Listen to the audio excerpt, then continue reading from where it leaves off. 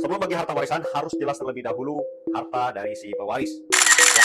Jadi sini ada pertanyaan masuk, bagaimana cara membagi kalau ada harta bawaan dan harta gunung gini. Ya. Jadi sebelum saya lanjutkan, silahkan di save dulu ya video ini supaya bisa ditonton berulang-ulang di kemudian hari dan di share. Semoga yang lain juga bisa mendapatkan pencerahan dari adanya PT kita kali ini. Di sini coba saya ilustrasikan seperti ini. Misalnya seorang istri ya, nah, ini sudah istri. Dia ini sebelum menikah dia ini sudah ada harta bawaan. Ya. Bisa jadi mungkin dari harta warisan dari orang tuanya ya, atau hibah dari orang tuanya dulu. Dia ini dapat hibah berupa tanah dan bangunan rumah. Ya, kalau dinilaikan kemungkinan ini awalnya nilainya adalah kemungkinan adalah 400 juta. Ini andaikan. Ya, kemudian menikah dengan seorang laki-laki ya.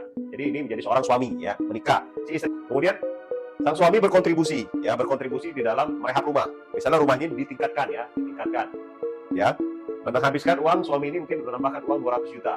Nah, jadi 200 juta. Jadi total rumah ini kemungkinan nilainya itu adalah 600 juta. Jadi di sini bisa kita lihat, artinya di sini si istri ini ada saham 60%, ya, 60% dari nilai rumah ini. Kemudian si suami ada kontribusi sebesar 40%, ya. Terjadi ada namanya harta gono gini dari segi kepemilikan sebuah rumah. Di dalam Islam itu tidak ada istilahnya harta gono gini, ya. Adanya yang mendekati itu adalah syirka amlak. Jadi seorang dalam hal ini adalah suami istri, iya, mereka berserikat, bekerja sama di dalam kepemilikan sebuah harta. Dalam hal ini adalah rumah. Nah, itulah terjadi namanya syirka amlak. Nah, maka kalau sudah tahu kondisi seperti ini, pertama ini saran kami, ya, diselesaikan dulu akad gono gininya tadi. Ya, suami berkontribusi 200 juta ini menjadi investasinya, artinya dia menjadi saham atau memang hibah 100% diberikan kepada istri. Itu harus jelas dulu pertama.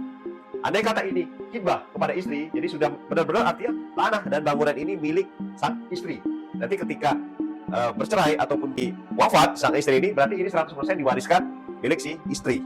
Ya, ini perlu dulu pertama untuk kejelasan akad. Yang kedua, setelah sudah jelas akadnya tadi, dikumpulkan kepada anak-anak ya, ataupun kepada ahli waris pada umumnya. Kalau tidak ada anak, mungkin kepada ahli waris, dijelaskan bahwasanya harta ini, rumah dan tanah ini adalah harta bersama kami, karena sang suami ada misalnya kontribusi tadi, sehingga ini ada istilahnya harta gono gini dalam masyarakat kita, sehingga nanti para ahli waris sudah mengetahui. Jadi ketika salah satu pihak ini wafat, maka ahli waris tadi tidak kesulitan di dalam membagi. Inilah nanti yang dibagi setelah diketahui, inilah yang dibagi, misalnya istri 60%, inilah saham, inilah yang diwariskan ya, diwariskan kepada ahli warisnya.